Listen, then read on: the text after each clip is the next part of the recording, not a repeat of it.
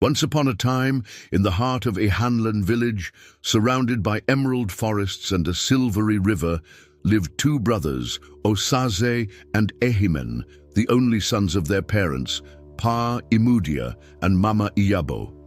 The brothers were inseparable. Together, they shared a single room, a woven mat for a bed, and dreams whispered late into the night. "Osaze, we will grow strong like father and rich like the chiefs," Ehimen would boast.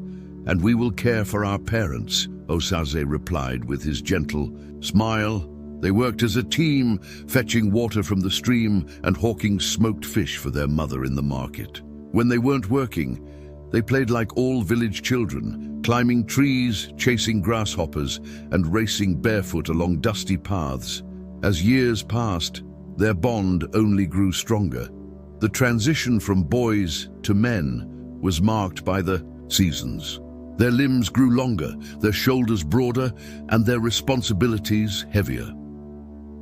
At the farm, the brothers stood side by side, machetes in hand, clearing the thick grass. Sweat glistened on their foreheads as the sun bore down, yet they still found time to joke. "Ehimen, you cut like a chicken pecking grains," Osaze teased, chopping yams with practiced strokes. "And you are as slow as a tortoise," Ehimen shot back, grinning. At the stream, now older and stronger, they carried heavy clay pots on their heads. Young women often watched, giggling and whispering about their handsomeness. Ehimen, with his lively charm and boyish smile, and Osaze, tall, calm, and quietly strong. When evening came, they would wrestle at the village square, a tradition marking their strength as young men. Ehimen relished the cheers, grinning as he tackled opponents to the ground. Osaze, though equally skilled, fought quietly, letting his actions speak louder than words. By their late 20s, they were the pride of a Hanlan. Villagers spoke of their loyalty to one another. "Ehimen and Osaze are as close as two fingers," they would say, "but bonds, no matter how strong, are not unbreakable." During a cold Harmattan season, a new family arrived in Ehanlen. They came from a neighboring village. With them came Iziegbe, their daughter, a woman so beautiful that even the birds seemed to stop singing when she walked by. Her skin was the color of midnight, her eyes deep like the forest after rain, and her voice soft as a whisper. At the village stream, where all the women washed clothes and fetched water, she caught everyone's attention. The brothers first saw her on a golden afternoon. Ehimen stopped in his tracks. "Osaze, do you see her?" Osaze, who'd been carrying a pot for their mother, froze. He saw her kneeling by the water, sunlight bouncing off her skin as she washed clothes. Without waiting, Ehimen grinned and marched up to her. "Good afternoon. Beautiful stranger, I am Ehimen, and this here is my quiet brother Osaze." Iziegbe looked up, her eyes lingering on Osaze for a moment before returning to Ehimen.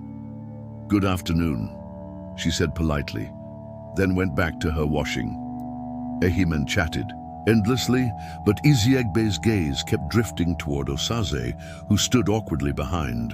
Osaze said nothing, though his heart beat like a drum. From that day, the brothers were no longer the same. Ehimen began to pursue Iziegbe openly. He brought her gifts, smoked fish, beads, and ripe mangoes.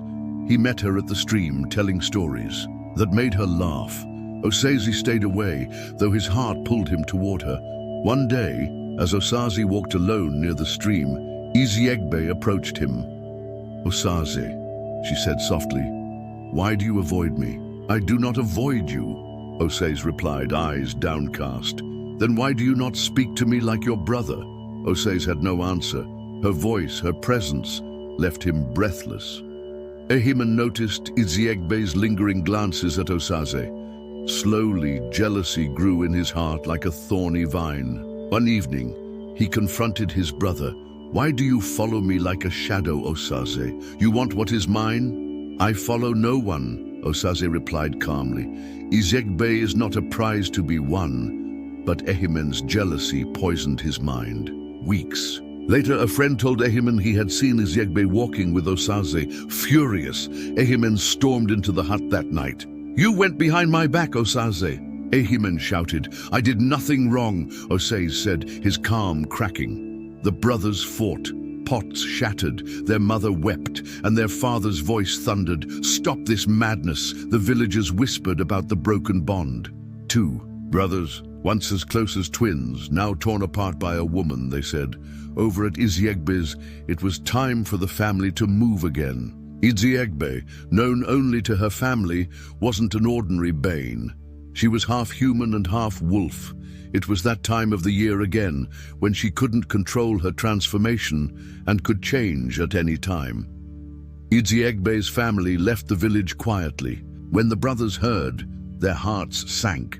The brothers, unaware of the reason for the family's decision to leave, were sad and filled with regrets. "She's gone," Ehimen whispered, his face pale. Osaze sat beside him, saying nothing. Tears streamed down Ehimen's face. "Osaze, I have been blind, forgive me." Osaze, his voice soft, replied, "I forgive you, my brother. Our bond matters more than any woman." The brothers reconciled, their bond mended by regret and love. They worked together once more, their laughter echoing through the fields. Villagers smiled, knowing the lesson had been learned. But is Izyegbe truly going to let the brothers be?